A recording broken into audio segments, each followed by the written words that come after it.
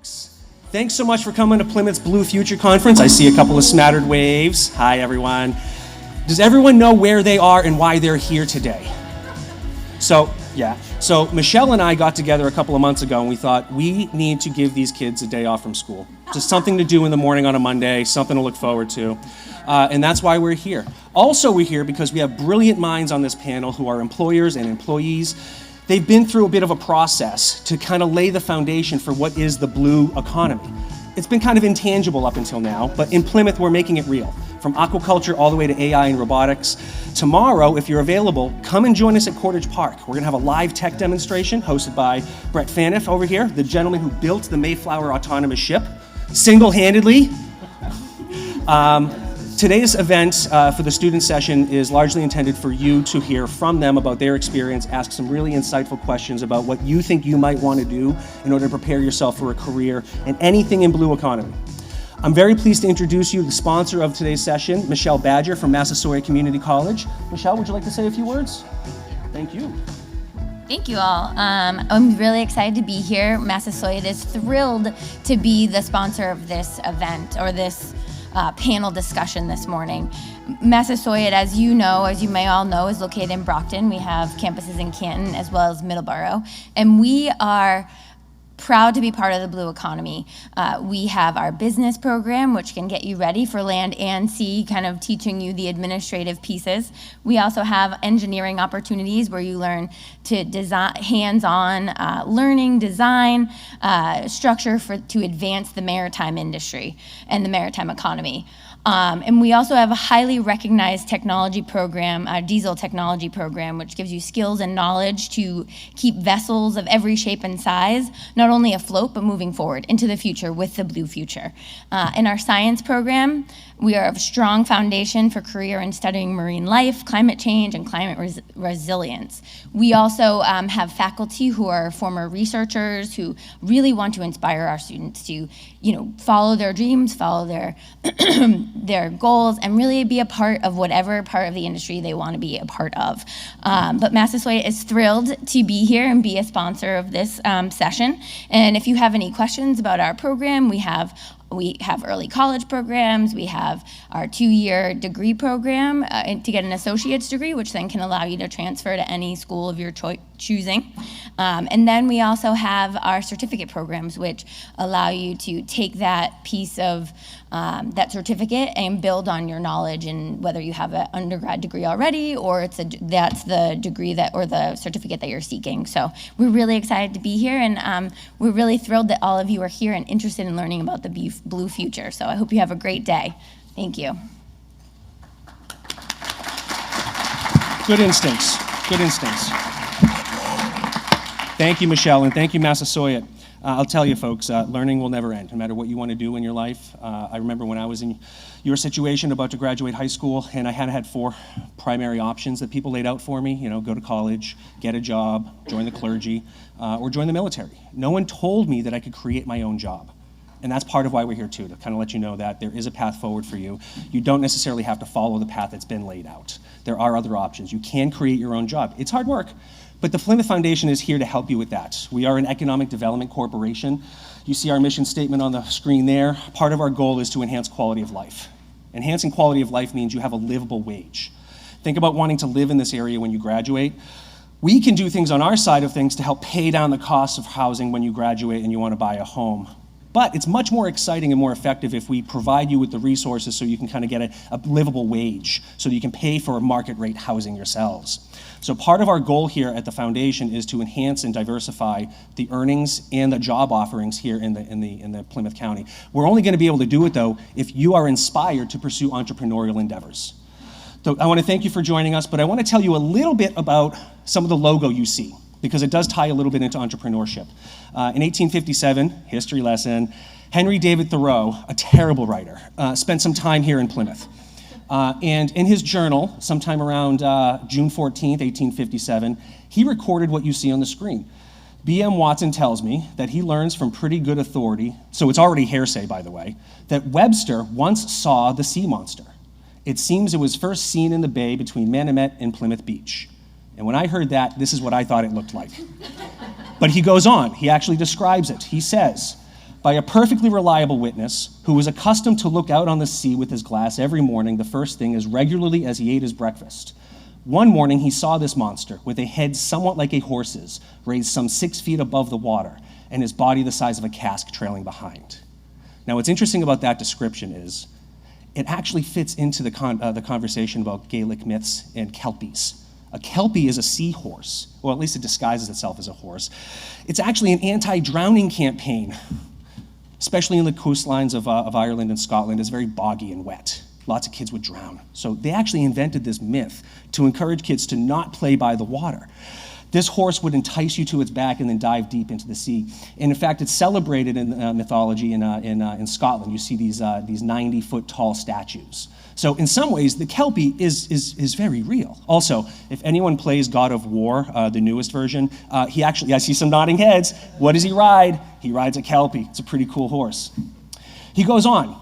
He was careering over the bay, chasing the mackerel, which ran ashore in their fright, and where they washed up and died in great numbers. The story is that Webster had first appointed to meet some Plymouth gentlemen at Manamet and spend the day fishing with them. On the way home, they saw the sea serpent, which answered to the common account of the creature. There was a common account of this creature, folks. This was normal, everyday mythology in Plymouth for some time. But why did we forget it? Well, he tells us. Webster, having had time to reflect on what had occurred, said, quote, "For God's sake, never say a word about this to anyone. For if it should be known I have seen the sea serpent, I should never hear the last of it. But wherever I went, I should have to tell their story to everyone I met."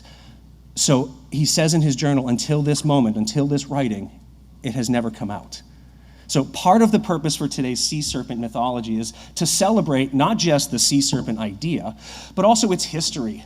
What we did here was design the sea serpent's tail, since we know what its head looks like, right? Something like a horse. What you see is the tail flourished like a pea as it dives deep, and you'll see kelp as its flourished fins. It's designed in a woodblock style, as the Pilgrims would have printed back then.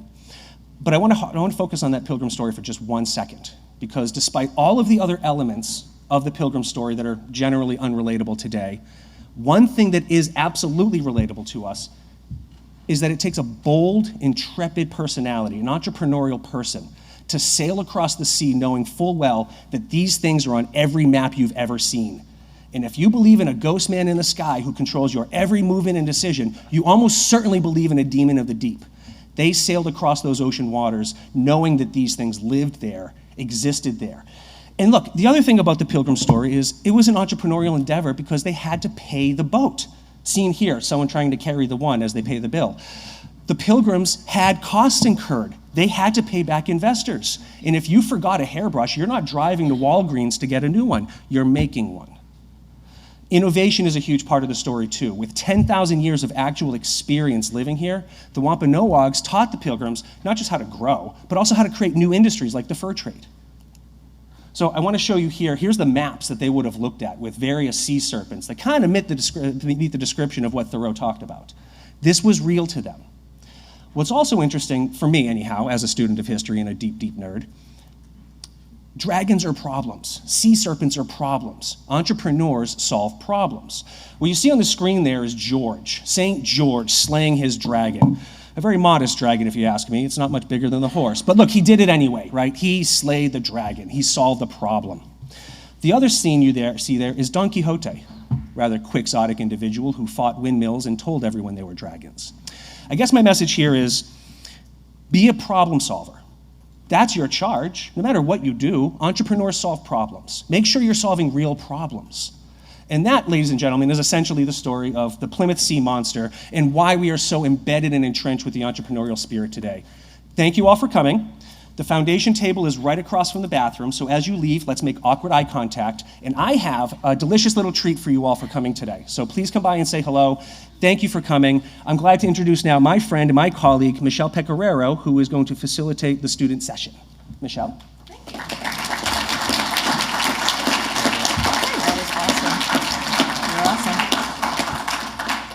Hi, good morning.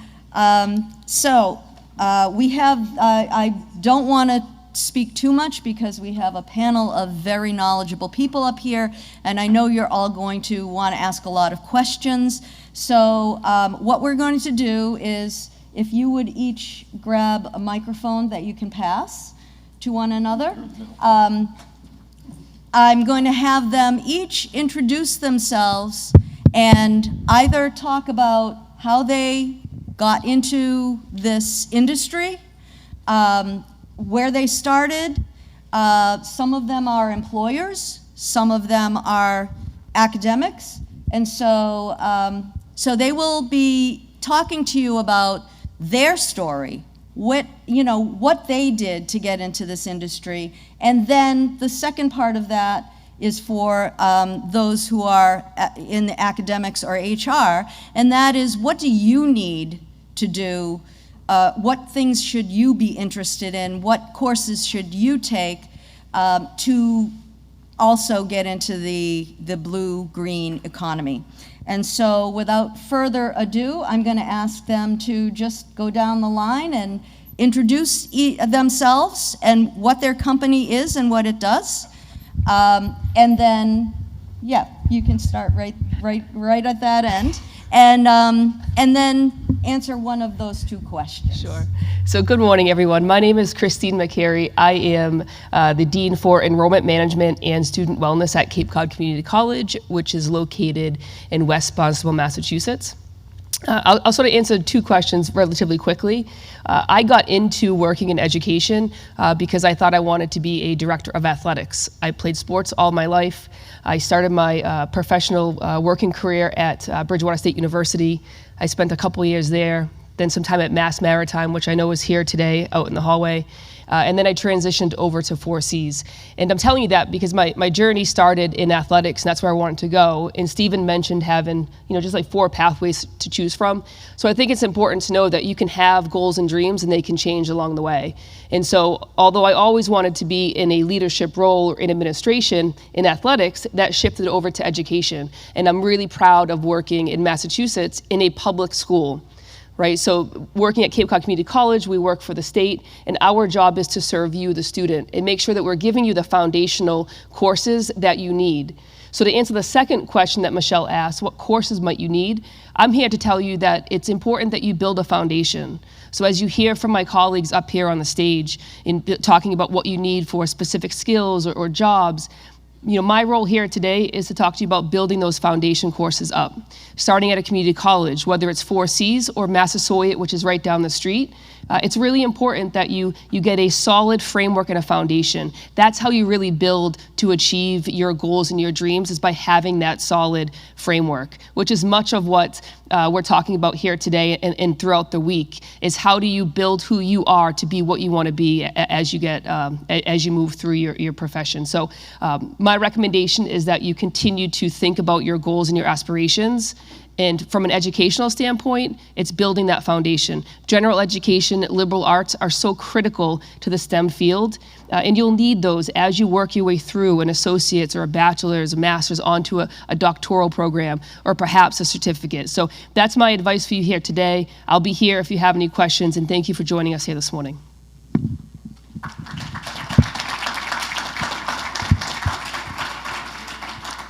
Good morning. I'm Maggie Schreier. I am the Director of Human Resources for Green Sea IQ, that is a marine robotics company. And I'm going to kind of answer both questions as well because they're very related. I also took the meandering path. I had a plan. I went to college for biochemistry. I was going to save the world, find the cure to AIDS, and now you know how old I am.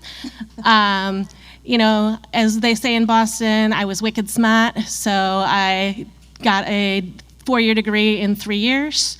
And then I did an internship at Roswell Park Cancer Institute and said, oh, I don't want to do this. This isn't any fun. So it was very unfortunate. Now I have this, this biochemistry degree, and I thought I was going to go into medical research, and that's not what I wanted to do. And I kind of wandered the world and got into admin and finance, realized finance, that didn't sound fun either. Got into, so I had this opportunity to be the general manager at Green Sea. There was a lot of different things around it.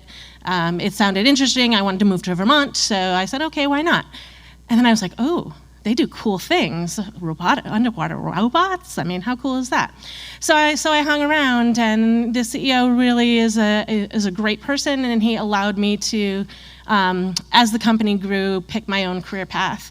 And so he said, "What do you want to be the CFO? You can go to school and get a finance degree. You want to go in human resources? Well, we need to have that too." And of course, that's the path I took.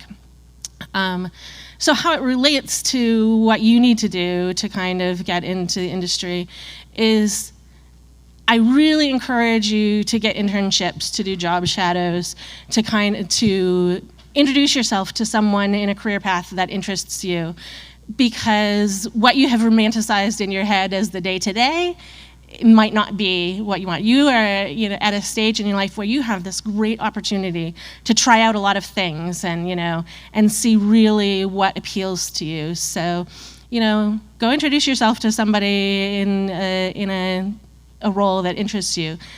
Take a tour of a company that sounds interesting, and give yourself the opportunity to not spend a huge amount of time going in one direction and find out that it's not what you're looking for.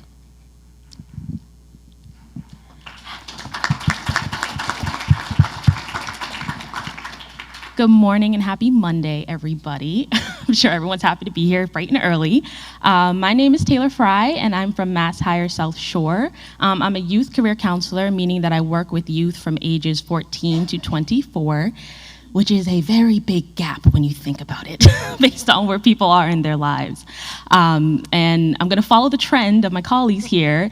So I went to Bridgewater State University for criminal justice, and I now do career exploration. So clearly something changed along the line.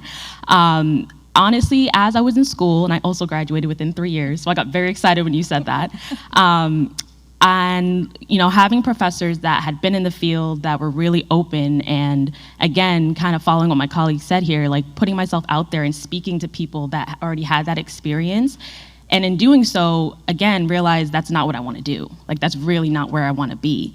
And thankfully, through networking, which I think is a really big thing young people you really need to learn, sometimes just putting yourself out there and having a quick conversation with somebody can get you so many more opportunities than you could even possibly imagine. So I ended up at MassHire through networking with another man that had worked with a completely different company, and thankfully he thought of me and brought me over, and I'm so happy that he did. My job is very much, first of all, I get to work with young people, which is probably my biggest passion. You guys are hilarious. It makes my job very interesting day to day, because I never know what's gonna come out of young people's mouths, but it's still fun anyways. And I also just really enjoy being able to teach soft skills to people, because I think a lot of people, especially thinking about going to school and learning very hard skills and applying them to whatever career you choose, we sometimes forget that the soft skills can be transferred among any industry and even can benefit us just as adults and part of maturing, right? Like, employers will always want someone who has great time management. They always want someone who's dedicated, who's trustworthy, responsible.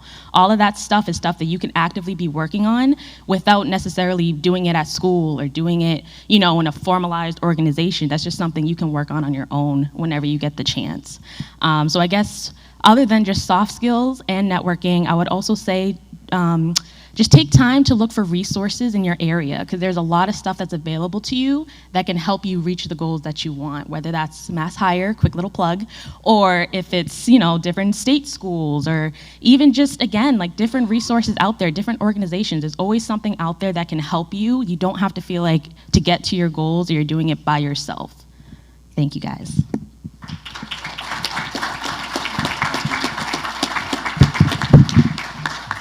Hi, I'm Brett Faniff. I own a series of small companies. I'm here representing Promare, which is a research foundation. We started about 25 years ago, and it was really just built as an outlet for me to experiment. But I kind of started, I guess, similar story to some of these folks. I grew up in a housing project in Malden, and got into UMass and dropped out many times because I like to party and also because I would run out of money. And had to join the National Guard to pay my bills, get through school, work full time. After I got out of the Army, I started in physics, and I ended up in archaeology and anthropology and classical studies because that interested me in the moment, and then went on to grad school doing shipwreck archaeology because I like to scuba dive. My family always worked around and on the water here in Massachusetts. So I thought, well, that'll be better than just digging holes in the desert somewhere looking at Roman sites. I can dig holes underwater. And when I got there in Texas, where they had the best program, weirdly, for underwater archaeology, I got more and more interested again in physics and ended up moving over to geophysics and oceanography, where my interest in the technology to explore kind of expanded. So I never could finish a doctorate because I kept starting companies like Promare, and then it grew and grew, and we'd build different robots, different equipment, submarines for special forces, unmanned systems for underwater exploration, and now it's still small. It's a couple hundred people, but and now I find myself here having built an autonomous ship to cross the Atlantic for fun. Now, it probably doesn't sound like fun, but the fun part about what I get to do and what you should think about is being actively engaged. It's great to be in class. It's great to study. You got to get math. Math is the language of science. It's the language that underpins everything you might want to do in the future. I cannot stress how important it is that you have a good grounding in math, even if you're interested in history. I didn't get the best grounding in math, and I've suffered from that my whole life, although I'm doing okay. But the problem is this stuff is pretty dry. It's generally not applied. It's generally not taught in a way that connects it to the reality. So my advice to you is, because that is the case, you need to go out into the world and do things, right? So there's plenty of places to volunteer. There are companies that need interns. There are companies that need apprentices. There are academic programs at universities that need lab assistants. You have to remember, I guess soft skills is something to think about. Even my employees, the younger team members, they don't like to call people. They don't like to go and see people. They send emails. I get 1,000 emails a day. I don't read them. But whenever a young person comes to my office and knocks on the door and says to our receptionist that they'd like an opportunity, can I be an intern here? I'd like to learn about submarines. That person gets a tour of the building, and almost every single time that person gets that internship. And so for those of you who wonder, how do I make contact? Go, knock on the door. You might get rejected 100 times, but you'll get accepted more than you think. And people like me, who employ people, you'll be the only one that showed up that month. You'll be the one we remember. You'll be the one we want to help. So that's the best advice I can give you is, if you're interested in sciences, or anything really, if somebody's doing something that interests you, they get 1,000 emails a day.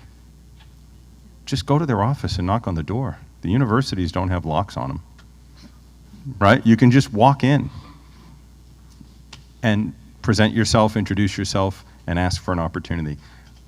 99 times out of 100, you're going to get it. That's the best advice I can give you guys. Anyway, it works for me, so, and it's worked for me my whole life. So there.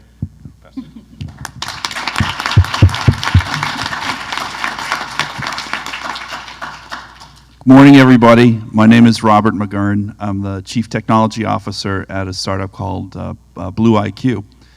So I'm one of those folks that knew from a very young age that I was going to be an engineer. I was about 5 years old. This day, I just remember this day. I had just done a presentation in the class, like, I want to be an astronaut. I want to fly spaceships.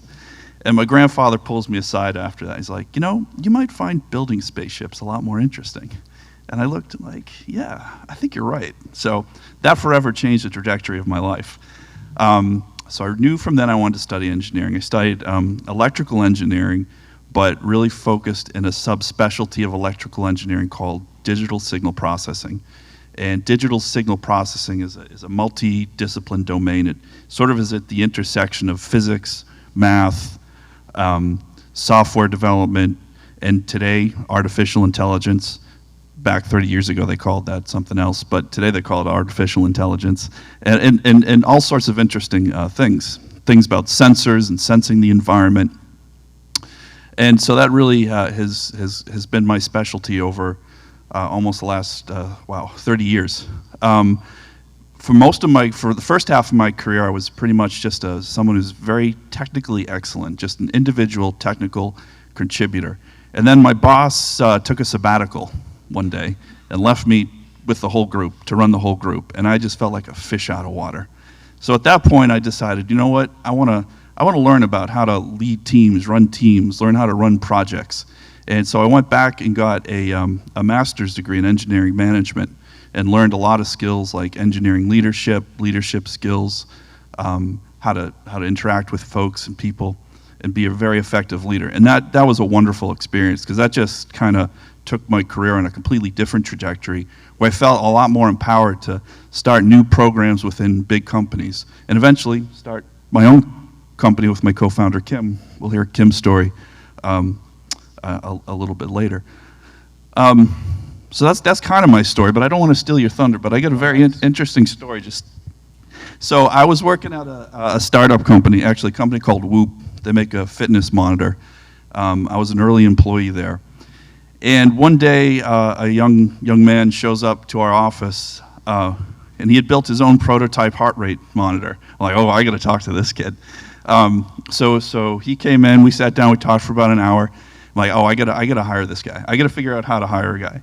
So about a week later, we created an internship for him. And about 3 months after that, we hired him as a full-time employee. And just recently, he just finished his PhD at Georgia Tech. He's now someone I consider a good friend, a good colleague of mine. But super.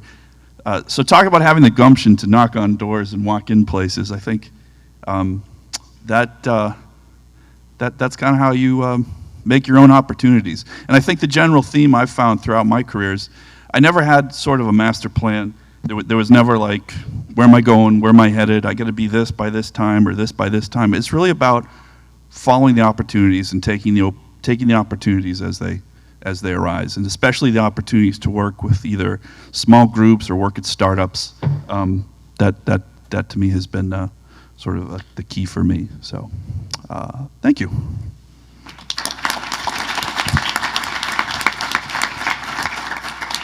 Okay, hi everybody. It's tough to be the last one here after all these esteemed folks just spoke. Nice to meet you all. Good morning. My name's Kim Gavin.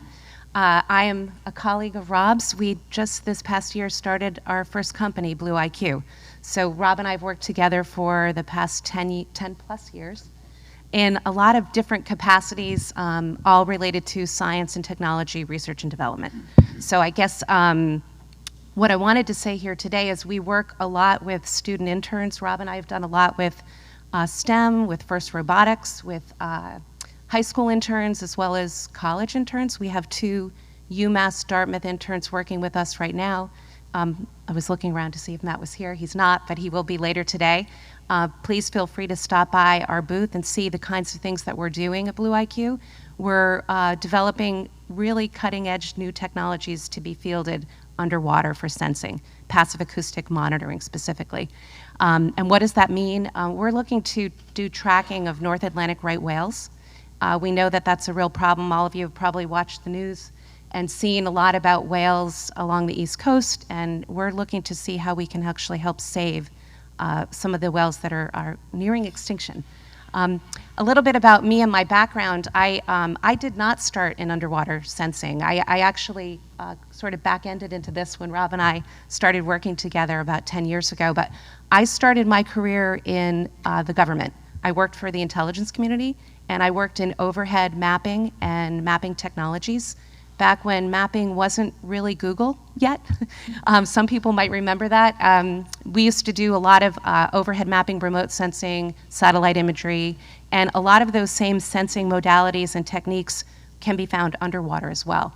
So I've taken my career from both touring the world and doing a lot of things with maps that I can't really talk about here, but looking at things underwater as well. And I'm very excited about the future for underwater mapping and sensing because I think we've just begun to really uncover what's happening underwater, both lakes, streams, and as well as ocean. And I'm super excited to be here and be invited to the conference. So please come by. Also, a big hand for all the girls, women in the audience. I used to be the only woman on my technical teams. Not to say that men aren't important too, but I want to just thank all the women here today and girls. If you're going into technology, don't be intimidated that you're the only girl at the table. Keep plugging. Thank you.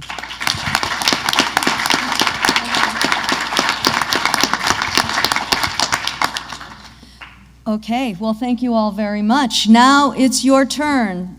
Any questions you have, any advice you would like, but beyond what they've already talked about, please raise your hand or just shout it out. Yes? What are the key elements in getting an internship? Anybody? I think one of the key elements is I think you mentioned it, setting up your network, and networking and learning how to network and getting that set up as early as possible. Whether you're talking to your, friends of your family, friends of friends, teachers, expanding your network and creating a network as soon as possible, I think is pretty key to finding an internship. Yeah, we actually have a website where a lot of folks just Google search on, acoustic sensing, and we have folks who send emails just to say, hey, can I learn a little more about what you're doing with your company? We love those kind of inquiries, so ask questions.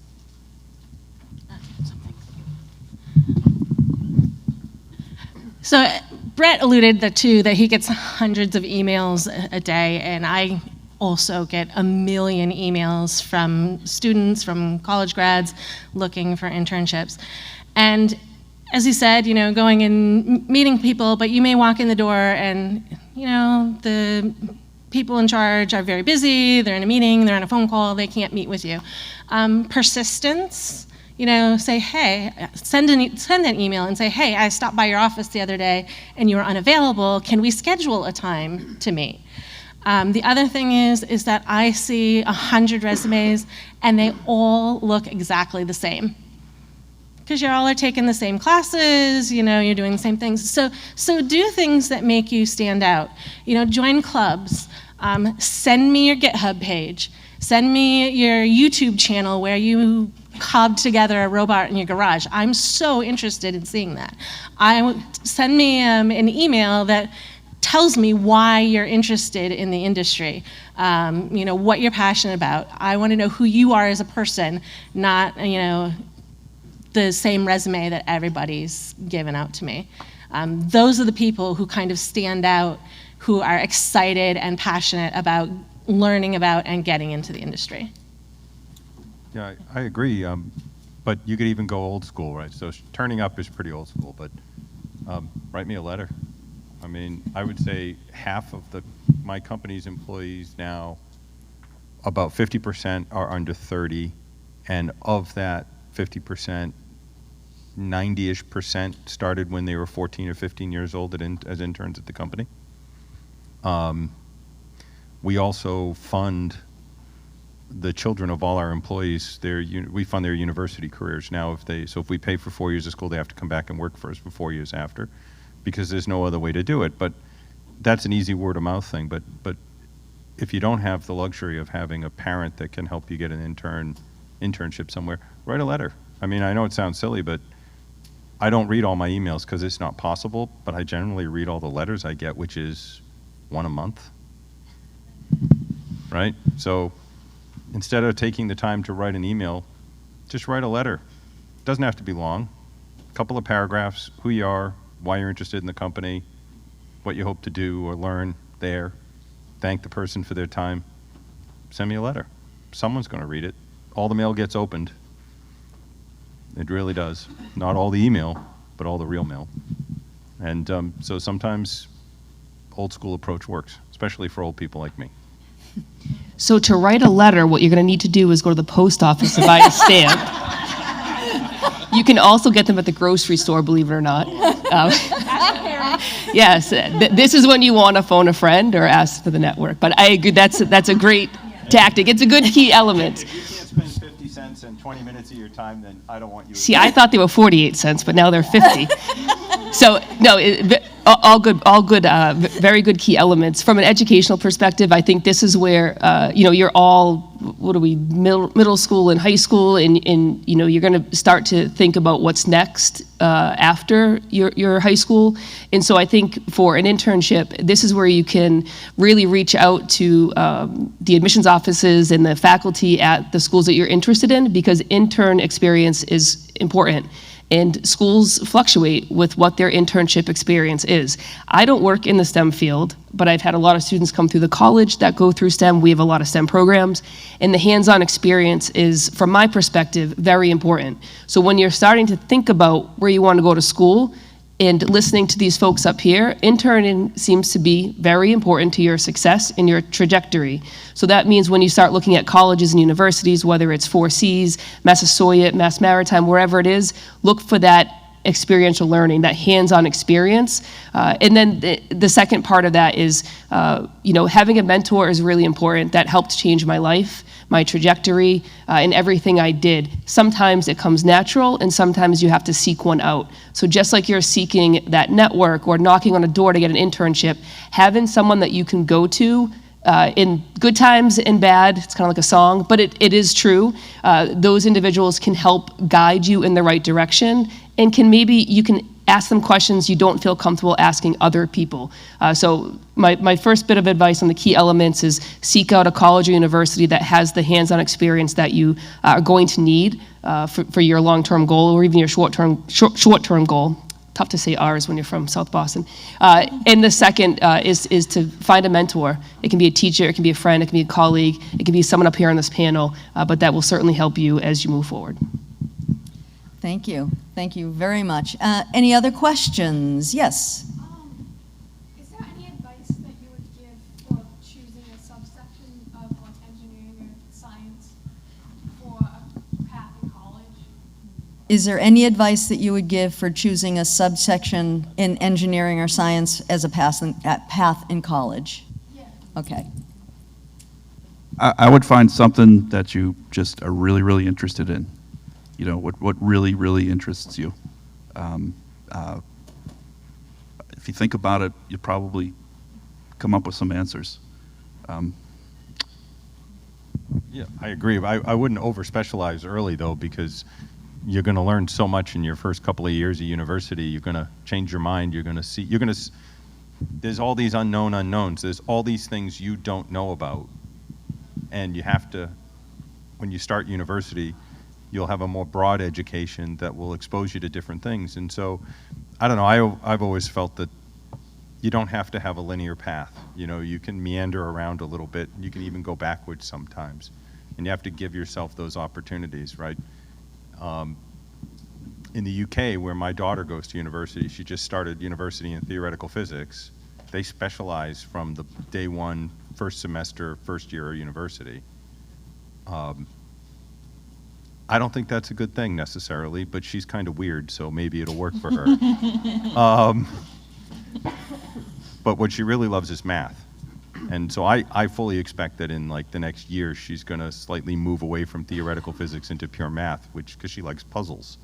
But I think the system here, I wouldn't over-specialize too early. I mean, give yourself a year or two, just transitioning into university life and thinking about a career and if you are going to go into a hard science, other than sort of hardcore engineering where you might, design bridges or, do electronics design or something like that, you're probably going to have to go on for a master's at least. And I don't recommend PhDs unless you're going to teach personally. I think you're better off in the workforce earlier.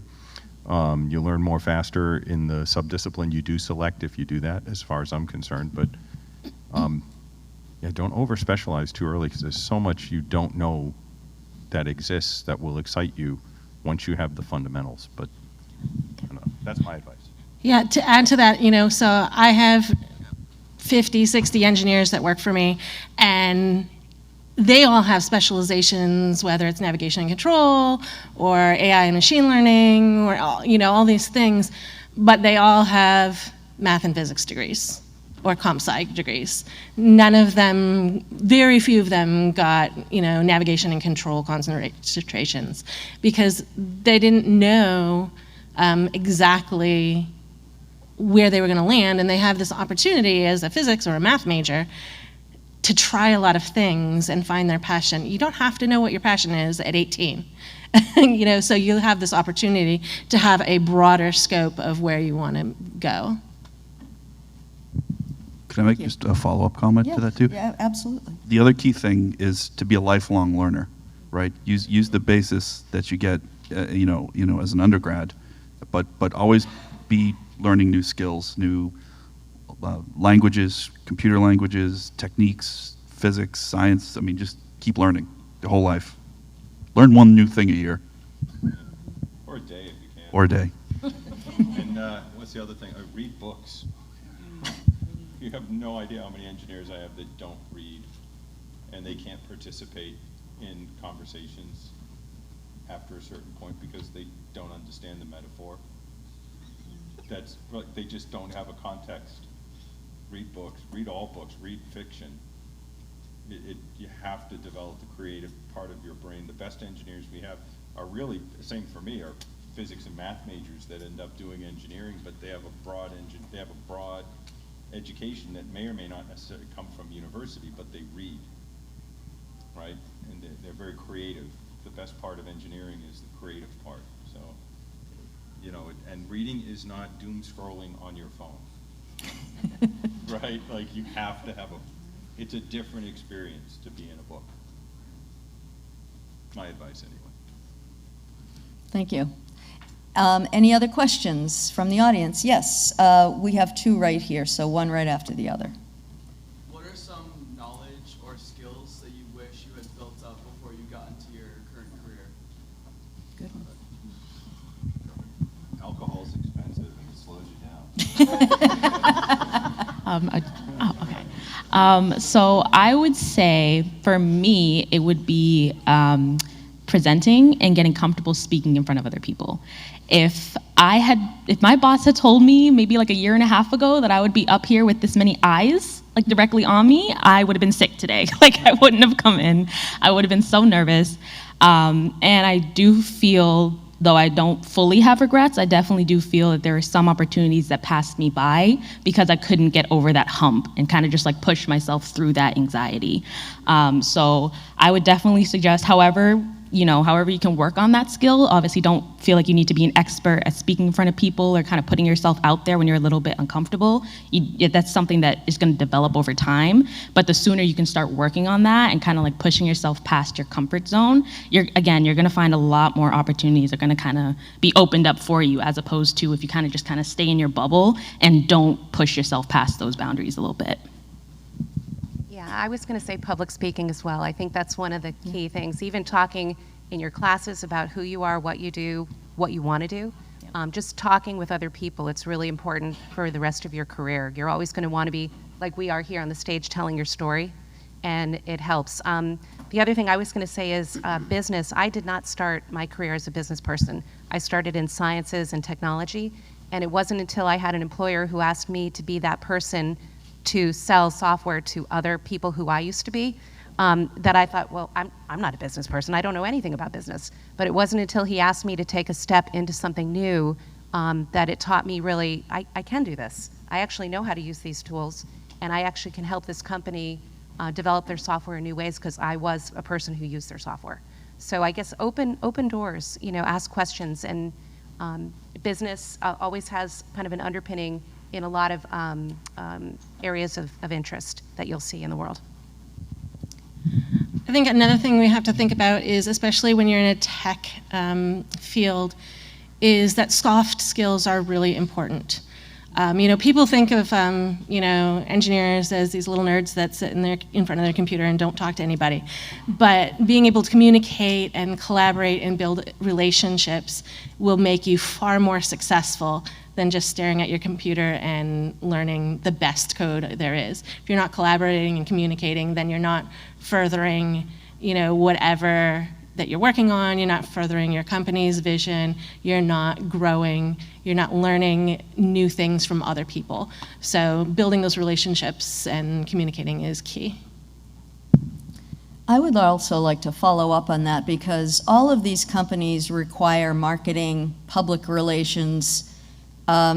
Those skills are really important too. And you might not be a scientist, but you might be a killer marketer. And so those skills are all transferable over to this industry. So I just wanted to make that point because, again, you may not want to be an engineer, but you might be a really good writer or speaker, public speaker, etc. So I'm going to take this other question, and then I'm going to let everybody go out into the vendor area, and you can ask questions of these folks. And I see a lot of other of our partners in the room here. They are happy to answer your questions. And we have 2 Sea grants here, one from Woods Hole Oceanographic and the other one from MIT, thank you. We have a couple of schools, and we also have Mass Hire. And we have these wonderful CEOs of companies that are here to answer your questions. Okay, you have the last question. I was just wondering what kind of books you guys recommend. Like, what are some good books to read? What kind of books should you read? I made both of my kids a list of 100 books they should read, or I wouldn't consider them humans. And they read a lot. I mean, gosh, what kind of book? There's so much. I mean, history's so important, you know, but so much great fiction, like, I mean, particularly in like science fiction, going back to the early 1920s, all the way, you know, up through like Ray Bradbury and, gosh, there's so much good stuff. Arthur C. Clarke, Asimov, but then all the classical writers, you know, the stuff you don't want to read, like Hemingway, Steinbeck. It's just really good. And I mean, I'll send Michelle a list and she can give it to you. But I've got a list. We'll send it out to you. I got about 200 books on my list that I think a person should have read in their life. Heavily biased to, you know, mid 20th century, I would guess. But even, you know, Polybius, Livy, Plutarch, Arrian, all the classical writers. It's really great storytelling. You know. Anyway, and there's a million technical books you can read, but for me, the fiction is, you know, that's really helps develop your speaking skills, your writing skills, and expand your creativity, your imagination. Yeah, and just to add what he said, I don't have specifics, but just read what interests you. Like read what's going to keep your attention, because I am notorious for picking up a book and like putting it down after the first chapter because it didn't catch my attention, right? But keep trying anyways. Try different stuff. It's more so about keeping your brain working and developing that vocabulary, developing those creative skills like he had mentioned earlier. So maybe you don't necessarily have to have 100 books that make you a human, but you know, as long as you're just keeping that skill and keeping your brain active, and again, like being a lifelong learner, I think that's probably a little bit more important. And let books take you, you know, you read one book. Exactly. Most new authors I read, I find, because I got a reference to them from a book. I didn't, you know, I'm reading something, I don't understand what they said. I have to go, oh, they're talking about this other author I didn't know existed. I finish that book, then I go get the other one. Yep. Right? I mean, and it just leads you on these journeys, intellectual journeys that are, I don't know, I enjoy it. So. Yeah. Yeah, I was going to mention, I don't even think it matters so much what you read, it's just the effect that it has on your brain. Yeah.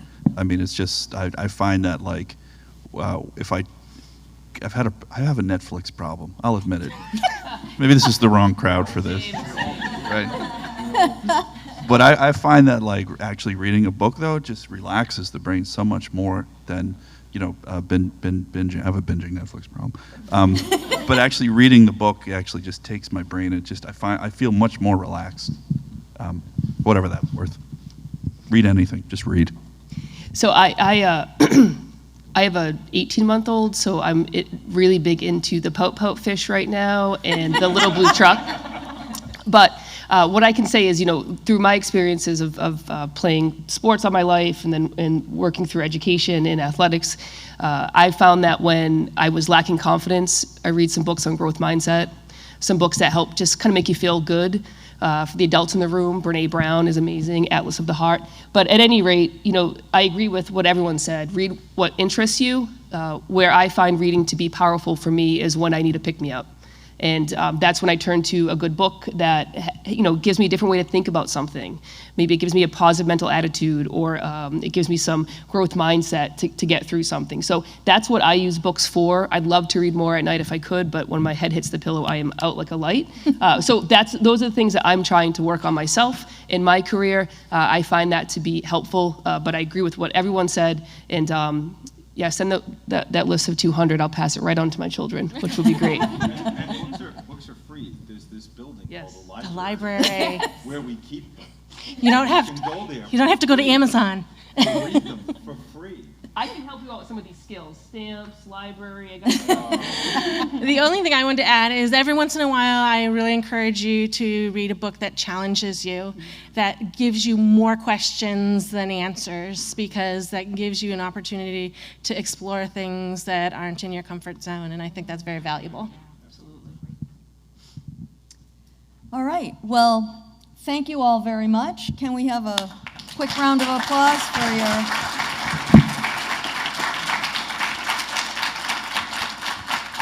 So I hope you will go out, seek more information, ask questions.